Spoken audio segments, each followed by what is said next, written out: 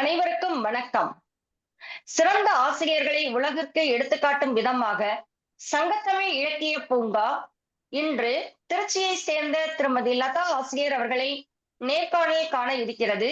நேர்காணல் காண்பவர் திரு நீலகண்ட தமிழன் அவர்கள். நன்றி. வணக்கம் திருமதி லதா அவர்களே. வணக்கம், நல்லா இருக்கீங்களா? வணக்கம் ஐயா, நல்லா இருக்கேங்க ஐயா. எந்த ஊர்லமா நீங்க பணியாற்றிட்டு இருக்கீங்க?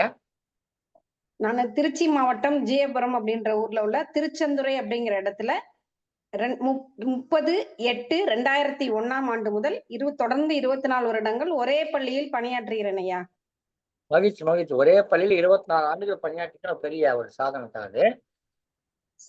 நீங்க எந்த ஊர்ல பிறந்தீங்க? உங்க அப்பா அம்மா பேர் சொல்லுங்க. நீங்க கல்வியை பத்தி சொல்லுங்க. நான் திருச்சி மாவட்டத்துல தாங்க பிறந்தேன். எங்க அப்பா பேரு செல்லையாங்கய்யா, அம்மா பேரு பாலாமணி. நான் 1973 பிறந்தேங்கய்யா. இப்பொழுது எனக்கு 53 வயது ஆகிறது, நடந்து கொண்டிருக்குதுங்கய்யா. நீங்க என்ன கல்வி படிச்சீங்க? முதல்ல என்ன கல்வி படிச்சுட்டு பணிக்கு வந்தீங்க? நான் 12ஆம் வகுப்பு படிச்சு முடிச்ச உடனே எங்க வீட்டுல திருமணம் செய்து வச்சுட்டாங்கய்யா எனக்கு. சரிங்கம்மா. எனக்கு திருமணம் செய்து வைத்த உடனே 2 ஆண்டுகள் நான் என் கணவரோடு வாழ்ந்தேங்கய்யா. அதுக்கப்புறம் 2 ஆண்டுக்கு அப்புறம் 1992ஆம் ஆண்டு எனக்கு திருமணம் ஆனுச்சுங்கய்யா. 93ஆம் ஆண்டு எனக்கு ஒரு மகன் பிறந்தானுங்கய்யா. 94ஆம் ஆண்டு எனது கணவர் ஒரு விபத்தின் காரணமா இறந்துட்டாருங்கய்யா. அதுக்கப்புறம் ஒரு வருஷம் பிரேக் விட்டு அதுக்கப்புறம் நான் சின்னதாராபுரம் அப்படின்ற ஊர்ல போய் டிடி படிச்சேங்கய்யா. அதுக்கு முன்னாடி ஒரு 2 வருஷம் பிரைவேட் ஸ்கூல்ல வேலை பார்த்தேங்கய்யா. மெட்ரிகுலேஷன் ஸ்கூல்ல நர்சரி செக்ஷன்ல வேலை பார்த்தேங்கய்யா. அப்புறம் டிடி படிச்சேங்கய்யா. சின்னதாராபுரத்துல போய் டீச்சர் ட்ரைனிங் படிச்சேங்கய்யா. படிச்சு முடிச்சுட்டு வந்து ஒரு வருஷத்துலயே எனக்கு 2001லயே திரும்ப வேலை கிடைச்சிச்சுங்கய்யா. அதுக்கப்புறம் நான் BA Tamil, MA Tamil, BA economics. ரொம்ப சோகமான ஒரு செய்தி சொன்னீங்க. 70 ஒரு 20 வயசுல பயணம் பண்ணிட்டு ஒரு 22 வயதிலேயே தனிமரமாகி ஒரு ஆசிரியர் பணிக்கு சென்று இந்த ஆசிரியர் 22 ஆசிரியர் பணிதாங்க எனக்கு ஒரு மறு வாழ்க்கையை தந்திருக்குங்கய்யா. தனியார் பள்ளியில ஒரு 2 ஆண்டுகள் போல பணியாற்றி ஆக மட்டும் 25-26 ஆண்டு காலம் இந்த ஆசிரியர் துறையிலே ஆசிரியராக இருந்து செயல்பட்டு இது நிறைய பேர் படிச்ச படிப்புக்கு வேலை, சும்மா இருக்கிற வேலைக்கு போறது, அப்படிலாம் இருக்கிற பட்டியல வேறு வழி இல்லை. நம்முடைய பிள்ளைய வளர்க்கணும், காலத்தை ஒரு வேலை வேணும்ன்ற அந்த வேலையினுடைய அவசியம். உண்மையிலே இந்த ஆசிரியர் பணி உங்களுக்கு அரசாங்கம் கொடுத்ததுன்னா ஒரு சரியானவருக்கு கொடுத்துருக்குது. இந்த மாதிரி உங்களுக்கு கொடுக்குற போது அவங்களுடைய வாழ்க்கையில ஒரு எதிர்கால வெளிச்சமா இருக்கும். உங்க பையன் இப்ப என்னமா படிக்கிறாரு? என் பையன் பிஇ பொறியாளர் படிப்பு படிச்சுட்டு இப்ப கனடால அந்த நாட்டுல இன்ஃபோசிஸ் அப்படிங்கிற கம்பெனில வேலை பாக்குறாருங்கய்யா. போன வருடம் தான் என் பையனுக்கு திருமணம் முடிச்சு வச்சு மருமகளும் அந்த ஊருக்கு கூட்டிட்டு போயிட்டாருங்கய்யா. அதுக்கப்புறம் நானும் என்னோட தாயார் சொல்லுங்க. உங்களுடைய கடினமான உழைப்பு, தளராத முயற்சி, இதெல்லாம் உங்க பையனை பிஇ வரலாம் படிக்க வச்சிருந்தா அந்த ஒரு ஆசிரியர் பணியில இருந்தா அதை வைத்து அந்த பிள்ளை நல்லா படிச்சு கனடாவில் போய் அந்த பிள்ளை இருக்குதுன்ற செய்தியை கேட்கிற போது ரொம்ப மகிழ்ச்சியா இருக்கு. அதே நேரத்துல உங்க வாழ்க்கை நிகழ்வுகளை எல்லாம் பார்க்கிற போது வருத்தமாகவும் இருக்கு. வாழ்க்கை என்பது அப்படிதான், வருத்தம் மகிழ்ச்சி 2 இருக்கும். நாம அதையெல்லாம் கடந்து வருவதுதான் வாழ்க்கையினுடைய நிலையா. கடந்த 30 ஆண்டுகளாக எனக்கு ஒரு மறுவாழ்வு கொடுத்ததுங்கிறது இந்த அரசு வேலை தாங்க.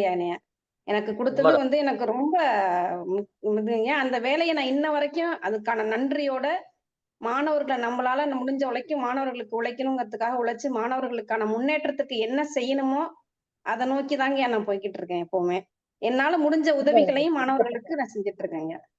அதனால அந்த மாணவர்கள் நான் ஊராம் பிள்ளையை ஊட்டி வளர்த்தால் தன் பிள்ளை தானே வளரும்னு சொல்லுவாங்களே, அதற்கிணங்க என்னோட பையனை நான் என்னோட பையனை கவனிக்கிறதோட பள்ளிக்கூடத்துல போய் நான் நேரம் செலவழிக்கிறது, பள்ளிக்கூட பிள்ளைங்களை பத்தி யோசிக்கிறது தாங்க அதிகமான நேரமா இருக்கும். அதனால என் பிள்ளை தானாவே வளர்ந்துட்டாங்கய்யா. அதாவது நான் ஒரு பிள்ளைங்கள ஒரு பணி என்பது ஆமாங்க. ஆஹ், கடவுள் ஒண்ண பறிச்சா ஒண்ண கொடுப்பான்னு சொல்லுவாங்க. கடவுள் ஆமாங்க. ஒண்ண பறிச்சா ஒண்ணு கொடுப்பா அப்படின்னு சொல்லுவாங்க. அந்த ஆமாங்க. வகையில பார்த்தோம்னா இறைவன் உங்களுக்கு ஒரு சோதனையை கொடுத்து, பிறகு இது அரசு வேலை என்பதை விட இது இறைவன் உங்களுக்கு அளித்த ஒரு கொடை. வரம் இறைவன் தாங்க அளித்த அது. கொடை கருத வேண்டும்.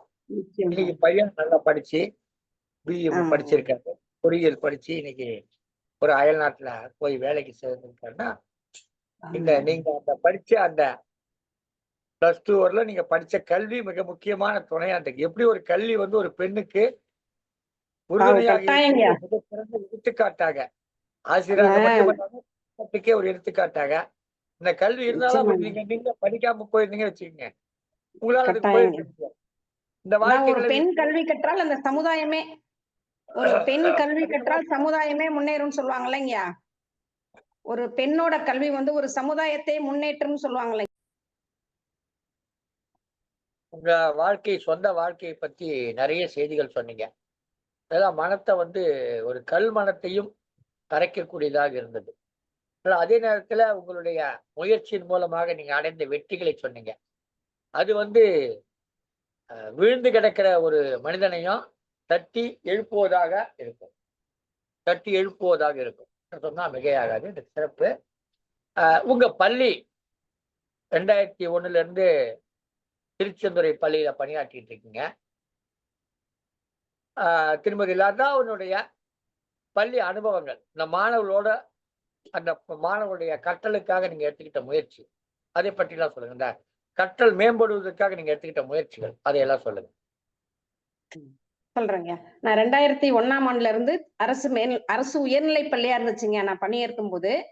அதுக்கப்புறம் 2009ல மேல்நிலை பள்ளி ஆனுச்சுங்க எங்க பள்ளி. 2001ல இருந்து ஃபர்ஸ்ட் போன புதுசுல எனக்கு கொஞ்சம் புது அனுபவமா இருந்ததுங்க. ஒரு வருஷம் எனக்கு வந்து அது புடிபடுறதுக்கே சிரமமா இருந்ததுங்க. அதுக்கப்புறம் பசங்கள எப்படி கொண்டு போணும் அப்படிங்கிறதுக்காக நான் என்ன பண்ணுவேன், பாடப்பகுதிகள சிறு சிறு பகுதிகளாக பிரிச்சு மாணவர்கள்கிட்டயே கொடுத்துங்கயா. இந்தந்த பகுதியில நீ இந்தந்த பகுதி படிச்சுட்டு வா. நாளைக்கு படிச்சுட்டு வந்து அதுல என்ன இருக்குன்னு சொல்லு அப்படின்னு இப்ப தற்காலத்துல கொண்டு வந்திருக்கிற முறைப்படியே அப்ப 2002ஆம் ஆண்டுல இருந்தே நான் மாணவர்கள் சிறு சிறு பகுதிகளாக பிரித்து அவங்கள்ட்டயே கொடுத்துங்கயா. இந்த தலைப்பை பத்தி நீ நாளைக்கு வீட்ல படிச்சுட்டு வந்து நாளைக்கு வந்து ஸ்கூல்ல வந்து நீ இந்த ஒவ்வொரு தலைப்பை பத்தி ஒரு ஒரு மாணவனுக்கு கொடுத்து ஒரு பேராவா பிரிச்சு கொடுத்து அவங்க வந்து ஒவ்வொருத்தரா வந்து டிஸ்கஷன் மெத்தட்ல அந்த பாடத்தை நடத்துவீங்க. இதன் மூலமா மாணவர்கள் ஒவ்வொருவருமே அந்த எப்படியாவது அதை படிச்சு என்னன்னு தெரிஞ்சுக்கணும் அப்படிங்கிறதுக்காகவாது படிப்பு திறனை வாசிப்பு திறனை கத்துக்கிட்டாங்க. கத்துக்க முடிஞ்சுங்க. அவங்க அந்த ஒவ்வொரு பேராலையும் ஒவ்வொருத்தர் ஒரு நம்ம சொல்றதை விட சக மாணவன் சொல்லும் போது அவங்களுக்கு இன்னும் கொஞ்சம் எளிமையா அவனுக்கு என்ன எப்படி புரியுமோ அது தகுந்த மாதிரி அவனுக்கு புரியுங்க. அப்ப மாணவர்கள் ஒவ்வொருத்தரும் ஒரு பேராவை பத்தி சொல்லும் பொழுது அவங்க ஈஸியா அந்த பாடத்துல உள்ள கருத்துக்களை புரிஞ்சுக்கிறதுக்கு வசதியா இருந்துச்சுங்க. இதே மாதிரி கொண்டுட்டு வந்தேங்க. அதுக்கப்புறம் எல்லா மாணவர்களும் நல்ல முறையில கத்துக்கிட்டாங்க. அது மட்டும் இல்லாம ரொம்ப வருஷமா நான் அதே பள்ளியில் வேலை பார்க்கறதுனால அந்த அந்த ஏரியால உள்ள மாணவர்களுடைய குடும்ப சூழ்நிலையை புரிஞ்சுக்கிட்டு அவங்க எப்படி வர்றாங்க, ஒரு ஒரு பசங்களும் ஒரு ஒரு சூழ்நிலையில இருந்து வர்றாங்க நம்மள்ட்ட. அப்படி வரும்போது அவங்களுக்கு என்ன மாதிரி நம்ம கொடுக்கணும் அப்படிங்கிற விதத்துல அவங்களுக்கு தகுந்த மாதிரியான பாடப்பகுதிகளை பிரிச்சு பிரிச்சு சின்ன சின்னதா எளிமையான முறையில கொடுக்கறது. அப்புறம் எளிமையான ஒரு சின்ன சின்ன பொருட்களை காமிச்சு அதன் மூலமா நேர்முக பொருளை காமிச்சு நடத்துறது. இது போன்ற பொருள் பண்ணங்கயா. என்கிட்ட படிச்சு சிறப்பாக பண்ணிருக்கீங்க. பாடப்பகுதியில பிரிச்சு கொடுத்து அவங்களையே படிக்க சொல்லிட்டு அவங்களையே பேச வச்சு அவர்கள் மூலமாகவே அந்த கற்றலை வளர்த்து ஊக்குவித்து, இதனால வந்து மாணவர்களுக்குள்ள வந்து அவன் நல்லா படிக்கிற பையன், நான் கம்மியா படிக்கிற பையன்ற தாழ்வு மனப்பான்மை போகும். எல்லோருக்குமே அந்த கல்வி கற்கணுன்ற ஆர்வம் வரும். முக்கியமா ஆர்வம் வரும். அது மூலமா இப்போ 2001 நீங்க பணிக்கு சேர்ந்தீங்க. அப்ப கிட்டத்தட்ட ஒரு 13 வயசு 14 பசங்க உங்ககிட்ட படிக்கிறதுக்கு வந்திருப்பாங்க. இன்னைக்கு அவங்க எல்லாம் வந்து 24 கூட்டுற போது 36, 37 வயசுல இருப்பாங்க. இந்த மாதிரி கூடிய மாணவர்கள்ல இப்போ நல்ல ஒரு நிலையில இருக்கக்கூடிய, இப்போ உங்க பையன் சொல்றீங்க, ஒரு நல்ல ஒரு நிறுவனத்துல பணி கிடைச்சு இன்னைக்கு ஒரு அயல் நாட்டுல அவருக்கு நல்ல சம்பளம் இருக்கும், நல்ல வசதியான வாழ்க்கை தான் வாழ்ந்துட்டு இருப்பார். அப்படி இருந்துகிட்டு இருக்காரு. அந்த மாதிரி மாணவர்கள் உங்ககிட்ட படிச்ச மாணவர்களை பத்தி ஒரு சிலரை பத்தி சொல்லுங்க. என்கிட்ட இப்ப 2004ஆம் ஆண்டு 8ஆம் வகுப்பு முடிச்சுட்டு போன பிள்ளைங்கங்கய்யா. இப்போ நிறைய பெரிய பெரிய கம்பெனில கோயம்புத்தூர், பெங்களூர், சென்னை போன்ற துறைகள்ல ஐடி துறைகள்ல நிறைய பிள்ளைங்க வேலை பார்க்கறாங்கய்யா. வெளிநாடுகள்லயும் போய் செட்டில் ஆன பசங்களும் இருக்காங்கய்யா. காவல்துறையிலயும் என்கிட்ட வேலை பார்த்த பிள்ளைங்க நிறைய பசங்க காவல்துறை அதிகாரியாவும் இருக்கிறாங்கய்யா. அது மட்டும் இல்லாம என்கிட்ட படிச்ச பிள்ளைங்க வந்து இப்ப என்கிட்ட படிக்கிறாங்கய்யா. ஆமா ஆமா ஆஹ் 36 என்கிட்ட படிச்ச அவங்களுக்கு அப்பெல்லாம் கொஞ்சம் இளம் வயதிலேயே திருமணம் பண்ணனால அந்த பிள்ளைங்களுக்கு பிள்ளை படிச்சு இப்ப அந்த பிள்ளைங்களே என்கிட்ட வந்து படிக்குதுங்கய்யா. அந்த அந்த மாதிரி அது ரொம்ப எனக்கு ஒரு பெருமையா இருக்குதுங்கய்யா. ஒரே பள்ளியில அம்மாவுக்கும் சொல்லிக் கொடுத்தோம், அப்பாவுக்கும் சொல்லிக் கொடுத்தோம், இப்ப பிள்ளைங்களுக்கும் நம்மளே சொல்லி தரோங்கும் போது எனக்கு ரொம்ப அது பெருமையா இருக்குதுங்கய்யா. சந்தோஷமாவும் இருக்குதுங்கய்யா. அவங்க ஒரு குடும்ப சூழ்நிலை தலைமுறைக்கு அடுத்த ஆமா தலைமுறைக்கு நீங்க 2வது பாடம் தலைமுறை. கற்பிக்கிறது, மிகச் சிறப்பான ஆமாங்க ஒண்ணா இருக்கும். அதே மாதிரி ஆமாங்கய்யா. அந்த மாணவர்களுக்கு வந்து உங்ககிட்ட ஒரு தனி பக்தி ஏற்படும். நம்ம அப்பாவுக்கே நம்ம அம்மாவுக்கே இவங்க ஆசிரியரா இருந்திருக்காங்க அப்படின்றப்போ உங்க மேல ஆமாங்க ஒரு மிகுந்த நிச்சயமா. மதிப்பு இயல்பாகவே மதிப்பு ஏற்படும். இந்த ஆசிரியர் பணியில நீங்க பாடம் சொல்லி கொடுக்குறீங்க, பசங்களை படிக்க வைக்கிறீங்க. அதான் நான் கேட்டேன். எது கேட்டேன்னா, இந்த மாதிரி கற்றல் மூலமாக எத்தனை பேர் உயர்ந்திருக்காங்கன்னு சொல்லி. யாராவது நீங்க குறிப்பிட்டு ஒரு பெயரை சொல்லி இவங்க இந்த இடத்துல இருக்காங்கன்னு சொல்ல விரும்பினா சொல்லலாம். அந்த மாதிரி மாணவர்கள். என்கிட்ட படிச்ச ஒரு பொண்ணு கோகிலா அப்படின்ற ஒரு பொண்ணுங்கய்யா. ஆ, அந்த பொண்ணு வந்து இப்ப டிசிஎஸ் அப்படிங்கிற கம்பெனில சென்னையில ஒர்க் பண்ணிட்டு இருக்கிறாங்கய்யா. அந்த ஆ, பொண்ணு ஆ, வீட்ல 3 பொண்ணு. அவ தான் பெரிய பொண்ணுங்கய்யா. அந்த பொண்ணு 10th 485 மார்க் வாங்குனாங்கய்யா. ஆ, ஆ. அந்த பொண்ணுக்கு வந்து நான் அப்பவே 2004லங்கய்யா. அரை ஆ. பவுனுக்கு நீ 480க்கு மேல மார்க் வாங்கு. நான் உனக்கு மோதிரம் செஞ்சு தரேன்னு சொன்னாங்க. அதன்படி மோதிரமும் செஞ்சு குடுத்தேங்க அரை பவுன்ல அவளுக்கு. அதே போல அதே அடேங்கப்பா! வகுப்பிலே பிரியங்கா என்ற ஒரு பொண்ணு இருந்தாங்கய்யா. ஆ, அவளும் இப்ப நல்ல நல்ல எம்எஸ்சி, எம்.எட் படிச்சுட்டு காலேஜ்ல லெக்சரரா இருக்கிறாங்கய்யா ஒரு பொண்ணு. ஆ. இங்க திருச்சியிலேயே வேலை பார்க்கறாங்க. அந்த பொண்ணும் நல்லா ரொம்ப ரொம்ப அருமையா படிப்பாங்கய்யா. அவளுக்கு கல்யாணம் ஆகி அவங்களுக்கு பிள்ளைங்கலாம் இருக்காங்கய்யா. நல்லா ரொம்ப சந்தோஷமா இன்ன வரைக்கும் அவங்க குடும்பத்தோட சேர்ந்து என்னை ஒரு குடும்பத்து உறுப்பினர்களா நினைச்சுக்குவாங்க. அவங்க அம்மா, அப்பா எல்லாருமே வந்து எங்க வீட்டுக்கு வரப்போக இன்னும் அப்படி இருக்கு. அந்த மாரி உறவுகள்ல ஒரு சொந்த பந்தம் மாரி ஒரு உறவோட அவங்க இருக்கிறாங்கய்யா நம்மள்ட்ட. அந்த புள்ளைக்கும் நெறைய இது அந்த புள்ள ரொம்ப படிக்கும்போது கஷ்டப்பட்டுச்சுங்கய்யா. அதுக்கான ஆ. அதுக்கான பொருளாதார உதவியும் நான் அந்த பொண்ணுக்கும் பண்ணியிருக்கிறேங்கய்யா. இப்போ இது அரசு பள்ளியில வந்து நிறைய ஏழ்மை நிலையில் இருக்கக்கூடிய மாணவர்கள் வருவாங்க. அவங்க அப்பா, அம்மா படிச்சிருக்க மாட்டாங்க. அவங்க ஏதாவது ஒரு கூலி வேலை செஞ்சு அந்த பசங்கள படிக்க வைப்பாங்க. இப்போ பல வீடுகள்ல பார்த்தீங்கன்னா, இந்த பையன் பள்ளிக்கூடத்துக்கு போறதுக்கு முன்னாடியே அவங்க வேலைக்கு போயிடுவாங்க. "டேய் பள்ளிக்கூடத்துக்கு போடா" அப்படின்னு சொல்லிட்டு போவாங்க. அந்த பசங்க என்ன பண்ணுவாங்க, நான் வேற கூட இருக்க நண்பரோட சேர்ந்துக்கிட்டு பள்ளிக்கூடத்துக்கு வராம இருந்துருவாங்க. அந்த மாரி மாணவர்கள என்ன விதத்துல நீங்க அணுகி, அவங்க திருப்பி தொடர்ந்து பள்ளிக்கு வர்றதுக்கு, அல்லது அவங்க பெற்றோர்களுக்கு அந்த கல்வியினுடைய சிறப்புகளை எடுத்து கூறி அவங்கள கொண்டு வர்றது, இப்படிலாம் என்ன மாரியான முயற்சியில் ஈடுபட்டிருக்கீங்களா? அந்த மாரி இருந்தா சொல்லுங்க அத பத்தி. அந்த மாரி வந்து என்கிட்ட நெறைய பசங்க வந்து நீங்க சொல்ற மாரி பெற்றோர்கள் கூலி வேலை செய்றவங்களா தாங்கய்யா இருக்காங்க. அவங்கள்ட்ட நான் என்ன பண்ணுவேங்க, அவங்க சாப்பிடாம வருவாங்க. காலைல வந்து பார்த்தீங்கன்னா, சோகமா இருப்பாங்க. ஏன்னு கேட்டா சாப்பிடல. அதனால ரொம்ப வருஷமாவே காலை உணவு மட்டும் நான் எக்ஸ்ட்ரா ஒரு டிஃபன் பாக்ஸ்ல டப்பால எடுத்துட்டு போய்ங்கயா, யாரு அ, கிளாஸ்ல இன்னைக்கு சாப்பிடல? வகுப்பறையில இன்னைக்கு யாரு சாப்பிடாம வந்தீங்க? அப்படின்னு கேட்டு, அந்த சாப்பிடாம வரக்கூடிய மாணவனுக்கு குடுப்பேங்கயா. அப்புறம் ஒரு பையன் அம்மா இல்ல ஒரு நாள் வந்து நானு கூப்பிட்டு அந்த பையன் சரியா செய்யலங்கிறதுக்காக சத்தம் போட்டேங்கயா. அந்த பையன் சொன்னான், "சாப்பிடல, எனக்கு பசிக்குது. ஏன் உங்க அம்மா செஞ்சு தரலையான்னு?" எனக்கு அம்மாவே இல்ல. 6வது படிக்கிற பையன்ங்கயா அவன்ட்ட. அபினேஷ் அப்படின்ற மாணவன். அவன் வந்து சாப்பாடுல அதுல இருந்து ரொம்ப நான் தொடர்ந்து அவனுக்கு ஒரு 1 வருஷத்துக்கு லெவல்ல அவனுக்கு தினமும் சாப்பாடு நானே கொண்டு போய் குடுத்து சாப்பிட வச்சுருவேங்கயா. அந்த மாரி அப்படி அ. பண்ணும்போது அவனுக்கு நம்மள பார்க்கும்போது ஒரு அம்மா அப்படின்ற ஒரு உணர்வும் வருதுங்க. ஆசிரியர தாண்டி அம்மாங்கிற ஒரு உணர்வு மனப்பான்மை ஏற்பட்டு, அவனுக்கு முதல்ல நம்ம மேல ஒரு ஈர்ப்பு ஏற்பட்டாலே கல்வியும் அவன நல்லா கத்துக்கிறாங்கயா. நம்மள்ட்ட முதல்ல நம்மளோட அவன் ஒரு ஒ ஒ ஒன்றி போகும் மாரியான ஒரு செயல்பாடு இருக்கணுங்கயா. அது மட்டும் இல்லாம மாணவர்கள் வந்து தன் சுத்தமா இருக்கணும். சமுதாயத்துல மக்கள்ட்ட எப்படி பழகணும்? கல்விங்கிறது ஒரு மனிதன வந்து நீ படிக்கிறது மட்டும், மார்க் வாங்குறது மட்டும் இல்ல.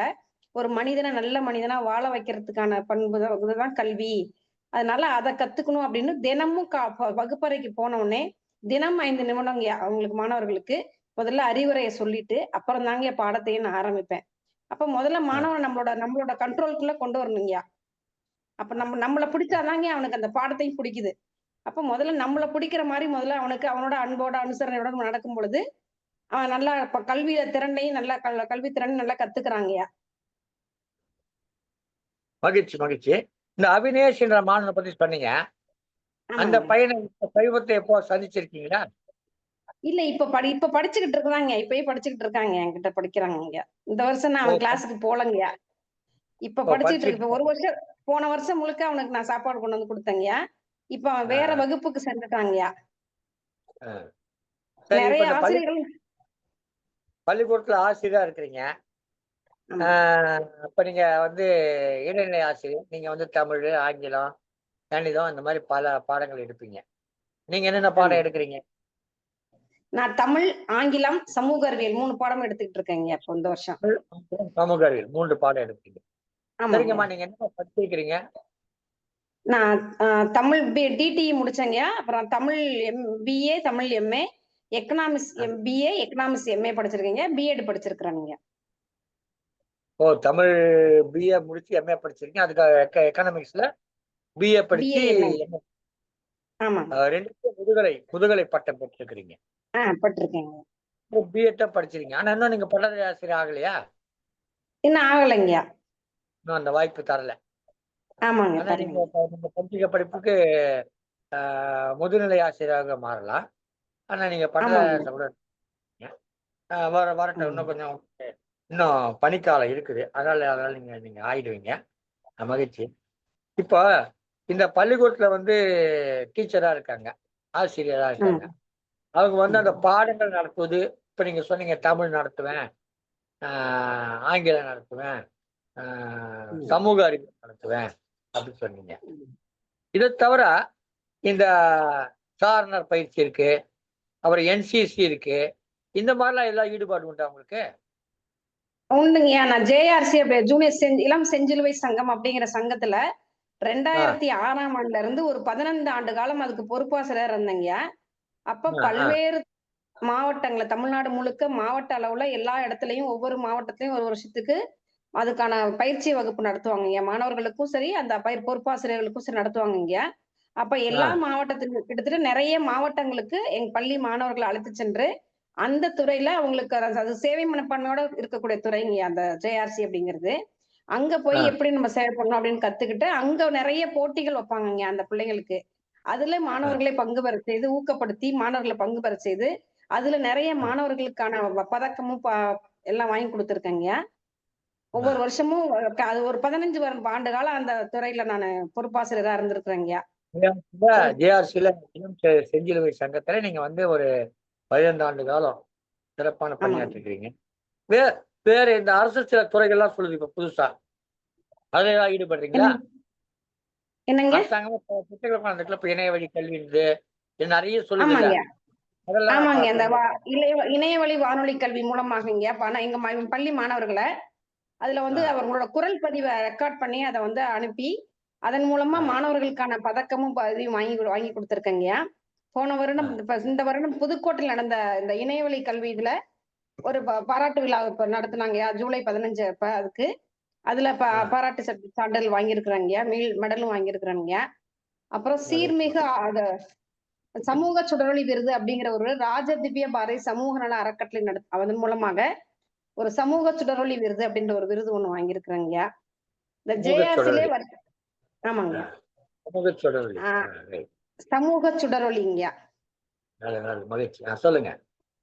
அப்புறம் அந்த ஜேஆர்சில நிறைய சர்டிபிகேட் வருஷம் வருஷம் எனக்கு கொடுப்பாங்க. நம்ம அப்புறம் பார்ப்போம். இப்போ இந்த மாணவர்கள் இருக்காங்க இல்லைங்களா? ஆமாங்க. அவங்க வந்து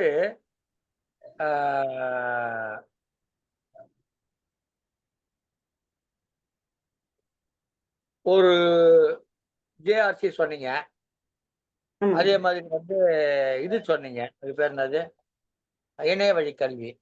இணைய வழி கல்வி செலவு ஒண்ணும் கிடையாது. இப்ப ஜேஆர்சின்னா அதுக்கு நிறைய செலவாகுமே. அவங்க எல்லாம் ஏழை மாணவர்கள், இந்த உடை இப்ப ஆமாங்க. என்சிசில உடை வைக்காம அந்த உடையெல்லாம் இருக்குமே அதுக்கெல்லாம் எப்படி அவங்க அது ஜேஆர்சி கொடுக்குதா இல்ல நீங்க தான் வாங்கி தரணுமா அதெல்லாம்? அதுக்குங்க நான் இந்த மாரி என்னால முடிஞ்சு நானும் நெறைய மாணவர்களுக்கு அந்த ஜேஆர்சிக்கான தனியா சீருடை இருக்குங்கயா. அந்த ஆஹ் சீருடைய வாங்கி குடுத்துருக்கீங்க. அது மட்டும் இல்லாம ஆஹ் சில அந்த தெரிஞ்சு நமக்கு நமக்கு தெரிஞ்சவங்க கிட்ட, நண்பர்கள் கிட்ட ஏதாவது ஆஹ் அறக்கட்டளை மூலமாக நெறைய அந்த மாரி ஜேஆர்சில உள்ள மாணவர்களுக்குங்க நெறைய சீருடைகள வாங்கி குடுத்துருக்கிறேங்கயா. அது இல்லாம ஆஹ் என்னோட தனிப்பட்ட முறையில பொருட்செலவுல இந்த மாணவர்கள வந்து நெறைய ஊர்களுக்கு வேற வேற ஊர்களுக்கு திண்டுக்கல், இந்த மாரி சென்னை இது மாரி இடங்களுக்கெல்லாம் கூட்டிட்டு போம்போது, நானும் நெறைய மாணவர்களுக்கு நெறைய பொருட்கள் செலவு பண்றது எல்லாமே செலவு பண்ணி அவங்கள கூட்டு போயிருக்கேங்கயா. அவங்களுக்கு தேவையான ஆஹ் நோட்டு புத்தகங்கள் நெறைய மாணவர்களுக்கு நோட்டு புத்தகங்கள் அந்த மாரியும் வாங்கி குடுத்துட்டு இருக்கோங்கயா. இன்னும் ஆஹ் நெறைய ஆஹ் ஆஹ் மாணவர்களுடைய சூழ்நிலை நமக்கு தெரியுங்கயா.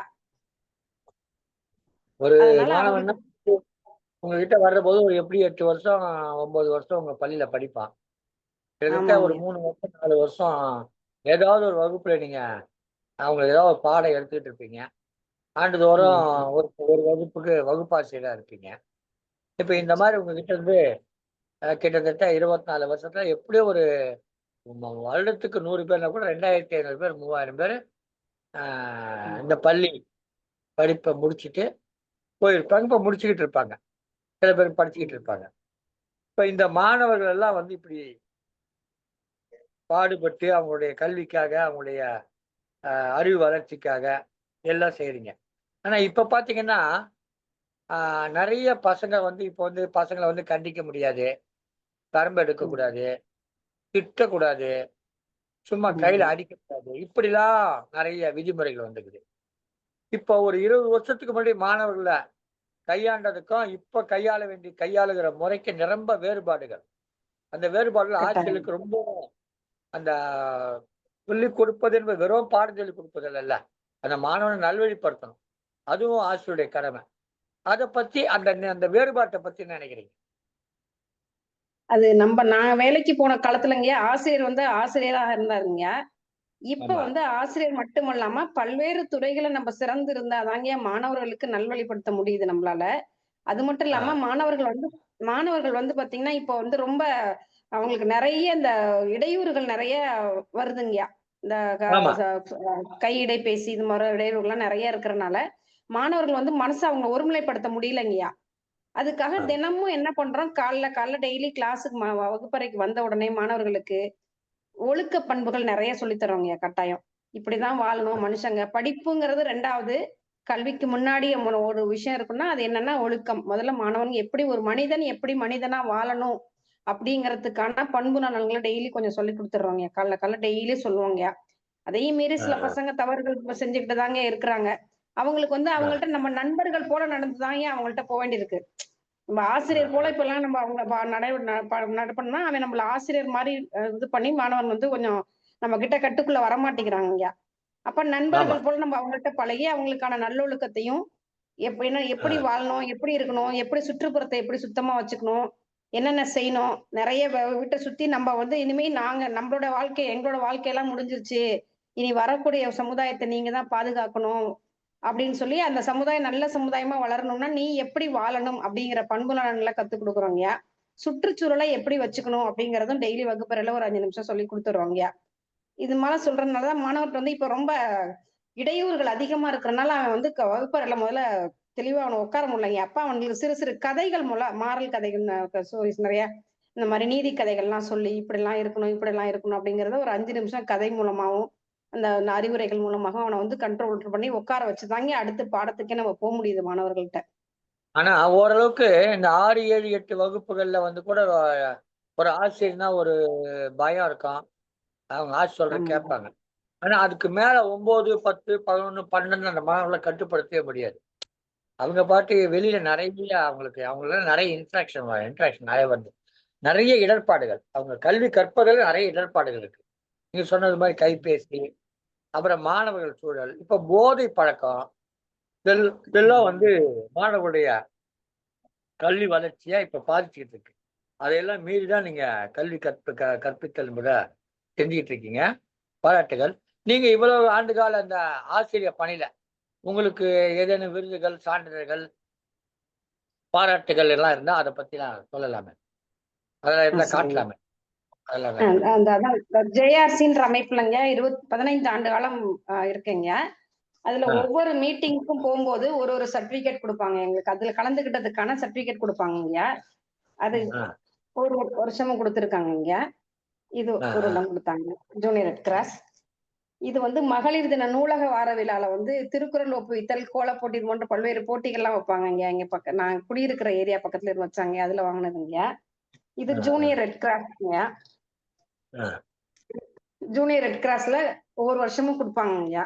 ஒரு இது நடத்துவாங்க. அப்ப நடத்தும் போது போகும்போதெல்லாம் ஒரு வருஷத்துக்கும் ஒரு சர்டிபிகேட் கொடுப்பாங்க. அங்க மாணவர்களை நம்ம கூட்டிட்டு போய் ஊக்கப்படுத்துறதுக்குங்க.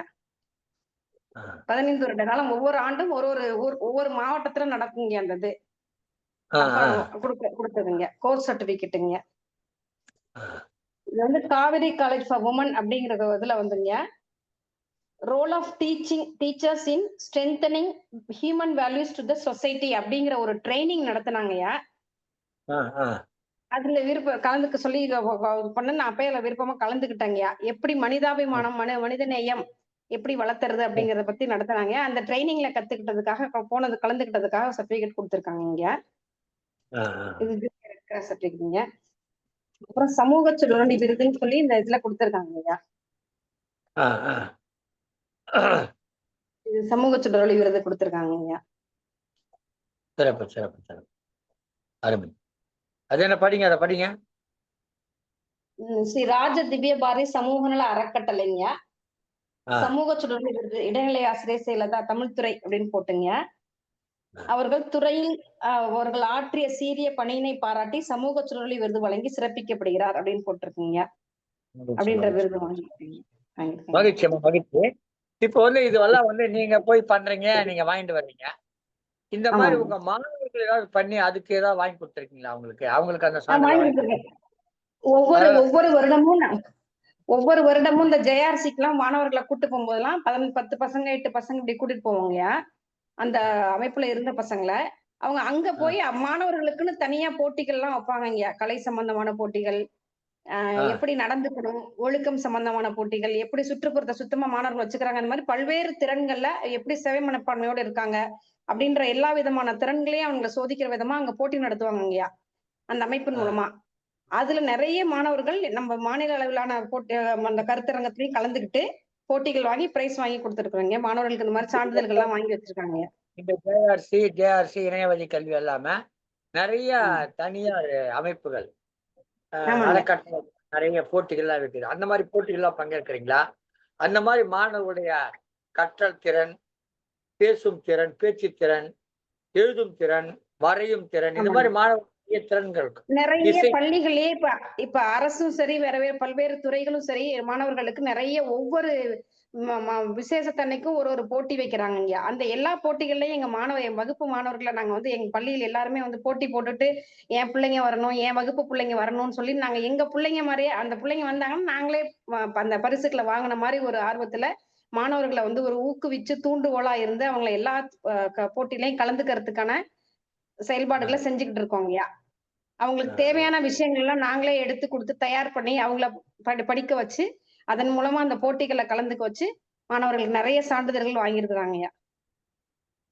இந்த அரசாங்கத்துல வந்து கனவு ஆசின்னு ஒரு விருது கொடுக்குறாங்க, நல்ல ஆசின்னு ஒரு விருது. இந்த மாதிரி விருதுகள் நீங்க எதுவும் முயற்சி பண்ணலையா? ஏன்னா 24 ஆண்டு பணி காலம் இருக்குது உங்களுக்கு. அதனால அதுக்காக ஈடுபாடு உங்களுக்கு எதுவும் வரலையா? இதுவரை முயற்சி பண்ணலங்கய்யா. என்னோட மாணவர்களோட முன்னேற்றமே எனக்கு ஆசிரியர் விருதா நான் நினைச்சுக்கிறேங்கய்யா. முயற்சி பண்ணுங்க, அதையும் முயற்சி பண்ணுங்க. மாணவர்களுக்கு அருமையாக நீங்க எடுத்து சொல்லி சிறப்பாக உங்க பணிகளை பத்தி பேசியிருக்கிறீங்க. மாணவர்களுடைய கல்வித்திறன் அது ஒரு பக்கம், அது வந்து படிக்கிறாங்க. அது இல்லாம தனித்திறன்களை வளர்த்தல், அது இல்லாம அவங்களுடைய ஒழுக்கத்தை வளர்த்தல், இதெல்லாம் வந்து ஆசிரியருக்கு வந்து ஏதோ வந்தோம் பாடம் நடத்தணும் படிச்சாங்க போனாங்க அப்படின்றது இல்லை. ஒவ்வொரு மாணவனுடைய கல்வியிலையும் அவனுடைய வாழ்க்கையிலையும் அவனுடைய ஒழுக்கத்திலையும் அக்கறை செலுத்துறவங்க தான் ஒரு ஆசிரியர். இன்னும் சொல்ல போனா அம்மா கூட வீட்டுல வந்து பாடம் சொல்லி கொடுக்க மாட்டாங்க, ஒழுக்கத்தை மட்டும் சொல்லி கொடுப்பாங்க. ஆனா ஆசிரியர் பாடத்தையும் சொல்லி கொடுக்கணும், ஒழுக்கத்தையும் சொல்லி கொடுக்கணும். இதெல்லாம் சொல்லி கட்டாயம். கொடுத்த பிற்பாடு அப்புறம் குறையும் சொல்லுவாங்க. குறையும் சொல்லுவாங்க. அதையும் தாங்கிக்கணும். அதையும் தாங்கிக்கணும். இந்த கட்டாயம். பிள்ளைகள் சரியா படிக்கலைன்னா அவன் சரியா தேர்வு நம்மளுக்கு கேள்வி கேட்பாங்க. அப்போ நாம வந்து எல்லாருக்கும் ஒன்னாதான் நடத்தணும் அப்படின்ற ஒரு எண்ணம் இருக்கும். ஆனா அப்படி இல்லை. கல்வி என்பது வந்து ஆசிரியர் நல்ல ஆசிரியர் வந்து நல்லா படிக்கிற மாணவனுக்கு கத்துக்கணும் அவசியம் இல்லை. அவன் படிச்சிருவான். நல்லா கட்டாயம். படிக்காத மாணவனுக்கு தான் அவன மேல அக்கறை செலுத்தி படிக்க வச்சு அவனையும் தரம் உயர்த்தி அவன் வாழ்க்கையில முன்னேறுவதற்கான வழிவகைகளை செய்வதுதான் ஒரு சிறந்த ஆசிரியருடைய கடமை. அந்த கடமையை மிக செவ்வனே செய்து கொண்டிருக்கிறீர்கள். ஆஹ் இந்த மாணவர் சமூகத்துக்கு அல்லது பெற்றோர்களுக்கு அல்லது சரி. உங்களை போன்ற ஆசிரியர்களுக்கு இந்த மாதிரி 3 தரப்புல நீங்க தொடர்பு வச்சிருக்கீங்க. ஒண்ணு, மாணவர்கள் நேரடியா பாக்குறீங்க. 2வது, ஆசிரியர் உங்களோட கூட பணியாற்றுங்க, உங்களோட பணியாற்றாது வெளியில கூடிய ஆசிரியர்கள். 3வது, அந்த பிள்ளைகளுடைய பெற்றோர்கள். இந்த 3 தரப்பினருக்கு நீங்க என்ன ஏதாவது சொல்ல விரும்பினா சொல்லுங்க. அதாவது இப்ப மாணவர்களுக்கு முதல்ல மாணவர்களுக்குங்கய்யா, மாணவர்கள் வந்து முதல்ல ஒரு ஒழுக்கத்தை ஒழுக்கத்தை கத்துக்கணுங்கய்யா. அந்த ஆமா. ஒழுக்கமானது தன்னால கல்வியை கத்துக்கிறதுக்கு ஒரு தூண்டுகோலா அமைஞ்சிருங்கய்யா. ஒழுக்கம் இருந்தாலே கல்வி வந்து தன்னால படிக்கிறதுக்கான ஒரு ஆர்வத்தை உண்டாக்குங்கய்யா. அது மட்டும் இல்லாம சமூகத்துடைய பார்வைக்கு இணங்க அவங்க எப்படி வந்து நம்ம சமூகத்துல வாழணும் அப்படிங்கிறதுக்கான வாழ்க்கை நடைமுறைகளையும் மாணவர்கள் வந்து இப்ப கத்துக்கிட்டு வரணுங்க. ஏன்னா எது எடுத்தாலும் எனக்கு தெரியாது, பயமா இருக்கு. அந்த மாதிரி இப்ப இருக்கிற மாணவர்கள்லாம் ரொம்ப வந்து சமூகத்துல போய் எப்படி வாழணுங்கிற பண்பை கத்துக்காமயே இருக்கிறாங்க எண்ணம். அதனால மற்றவர்களோட அவங்களோட சமூகத்துல இணங்கி போக முடியாத ஒரு சூழ்நிலை வந்துருதுங்க. நிறைய பசங்களுக்கு இப்ப சின்ன பசங்க. அதனால இந்த அடிதடி பிரச்சனைகள் எல்லாமே வருதுங்க. அப்ப அவங்க இணக்கமா மாணவர்கள் வகுப்பறையில இருக்கக்கூடிய மாணவர்களோட எப்படி இணக்கமா வாழணும், எப்படி அவங்களோட ஃப்ரெண்ட்ஷிப்போட இருக்கணும், எப்படி ஒழுக்கமா இருக்கணும், எப்படி கல்வியை அது ஒழுக்கமா இந்த 2 பண்பு இருந்துட்டாலே கல்வி தன்னால வந்துருங்கய்யா. இந்த 2 பண்போட இருக்கிற மாணவனை நல்லாம நம்ம வந்து கல்வியை கத்துக்கிறதுக்கு நம்ம ஈஸியா வந்துருவாங்கய்யா. பெற்றோர்களுக்கு என்ன சொல்லுங்க? பெற்றோர்கள் வந்துங்க ம். பெற்றோர்கள் வந்து மாணவனுக்கு வந்து நம்ம பையனுக்கு வந்து படிப்பு முடியல அப்படின்னு நினைச்சிட்டு அதோட அவங்க விடாம அது இவ்வளவுதான் படிக்க மாட்டான் அப்படின்னு நினைக்காம அவனுக்குள்ள என்ன திறன் இருக்கோ அதுக்கு தகுந்த மாதிரி அவனுக்கான வாய்ப்புகளை ஏற்படுத்தி கொடுக்கணுங்கய்யா. அது வந்து நம்ம ஆமா. பெற்றோர்களோட முக்கியமான கடமைங்கய்யா. அவனால என்ன நம்ம பிள்ளையால என்ன முடியுங்கிறத அவங்களுக்கு பெற்றோர்களுக்கு கட்டாயம் தெரியுங்கய்யா.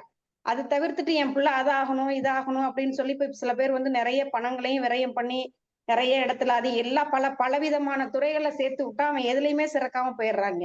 அப்ப அவன் ஏதாவது ஆமா. ஒரு துறை 2 துறைகளை என்ன துறை அவனுக்கு பிடிக்குது, எதுல போட்டா நல்லா வருவான், அவன் எதுல இன்ட்ரெஸ்டா போறானோ அதுக்கு தகுந்த மாதிரியான துறைகளை தேர்ந்தெடுத்து அவனுக்கு என்ன பிடிக்கும்னு கேட்டு அதன் மாதிரி போனா அவன் நல்லா வந்துருவாங்க. அப்புறம் பக்கத்து வீட்டு பிள்ளை மார்க் வாங்கியிருக்கு, இந்த பிள்ளை மார்க் வாங்கியிருக்கு, அவ அதுல போறா இதுல போறான்னு சொல்லி நம்ம அந்த மாதிரி ஒரு மனப்பான்மையை ஏற்படுத்தாம அவன் நல்லா பண்ணியிருக்கா அதனால ஒரு பிரைஸ் கொடுத்துருக்காங்க, நீ நல்லா பண்ணு அடுத்த தடவை நீ நல்லா பண்ணு உனக்கும் கிடைக்கும் அப்படின்ற மாதிரி ஒரு பொறாமையை ஏற்படுத்தாத மாதிரியும் அவன் வாங்காம இருக்கிறதுக்கு அவனை வந்து மட்டத்தட்டாமையும் மாணவன் வந்து ஊக்கப்படுத்தினா பெற்றோர்கள் அந்த மாணவர்கள் நல்லா வந்துருவாங்கய்யா. மகிழ்ச்சி. சிறப்பான ஒரு நேர்காணல் உங்களை கண்டோம். நீங்களும் அற்புதமான பல கருத்துக்களை சொல்லியிருக்கிறீங்க. விரைவிலேயே உங்களுக்கு தமிழ்நாடு அரசு வழங்கக்கூடிய விருதுகள் கிடைக்கும் என்று நம்புகிறோம். ஏன்னா சிறப்பாக பணியாற்றி 24 ஆண்டுகள் தொடர்ந்து அந்த பள்ளி மாணவர்களுக்கு அவருடைய முன்னேற்றத்துக்கு அந்த பள்ளி மாணவருடைய பிள்ளைகள்லாம் இப்ப உங்ககிட்ட படிக்கிறாங்கன்ற செய்தி. அதே மாதிரி அவங்களை வந்து பாடங்களை பிரிச்சு கொடுத்து படிக்க சொல்லி அவங்களையே அதை வாசிக்க சொல்லி அப்படிலாம் பண்றது. அதே மாதிரி ஜேஆர்சி பத்தி சொன்னீங்க. கல்வி இணைய வழி கல்வி வானொலி பற்றி சொன்னீங்க. இப்படி நிறைய செய்திகளை இன்றைக்கு நீங்க உங்களுடைய நேர்காணல் மூலமாக தெரிந்து கொண்டோம். தமிழ்நாட்டுல ஆசிரியர்கள் நிறைய பேர் இருக்காங்க.